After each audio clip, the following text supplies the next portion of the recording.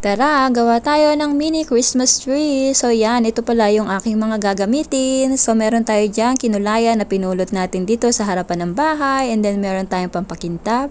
Meron tayong wire at meron tayong lata na binalutan natin ng ating ginanchilyo. O diba?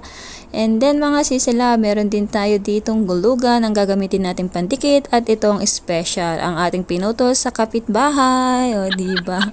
So ayan ang aking mga gagamitin. Tara! So binutasan ko yung ibabaw ng lata dahil dyan natin ilalagay ang ating pinutol na halaman dito sa kapitbahay, and then binutasan ko rin pala yung likod ng lata. So tara, tignan natin kung tatayo kahit walang pampabigat ang ating lata. So yung wire pala is inikot ko dito sa halaman na kinuha ko. So yung halaman na yan is puno yan dito sa kapitbahay. Pumutol lang ako ng isang sanga. And then iikot nga natin yung wire. Hikpitan lang natin para siya ay matibay. So ipapasok natin siya dito sa binutas natin sa ilalim ng lata. So mga sisilab, dalawang butas pala yan. Hindi ko na napakita nung pangalawang butas. Kasi nung tinaray ko siya ng isa is hindi siya kaya. So ang ginawa ko is dalawang butas para may kakapitan. So ayan, inikot-ikot na nga natin mga sisilab. Tignan natin kung tatayo siya kahit walang pampabigat. So ayan, tagumpay. O diba, ayan siya, inikot-ikot ko siya mga sisilab. So kahit walang pampabigat is tumayo siya. So ito naman is lalagyan natin ng wire dahil hindi kinaya ng gulugan para siya is may pangsabit. Ayan, inikot-ikot nga lang natin at lalagyan natin lahat ang bawat isa.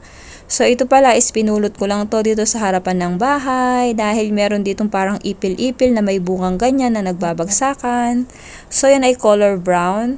And then kinulayan ko lang siya ng color silver at ng color blue dahil yun lang ang available dito na pintura.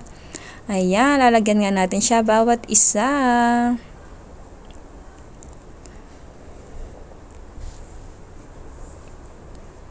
Medyo marami-rami din pala ang aking napulot at marami pa dito na tinatambo ko lang. So, ayan na ang ating mini tree. So, sasabitan na natin siya ng ating nilagyan ng wire. So, yan pala is pinulot ko lang dito sa labas. Gumana lang ang aking isip. At sabi ko, pwede siyang gawing pang Christmas decor. Ayan na nga, kinakabit na nga ni Inday. Kahit tayo malayo sa ating pamilya sa Pilipinas, is pwede naman din tayo mag-enjoy. Pwede pa rin natin damdamin ang spirit of Christmas. So, ayan na siya mga sisilab. So, gagawa tayo ng star para talagang Christmas tree. Hindi kumpleto ang Christmas tree pag walang star. O, diba?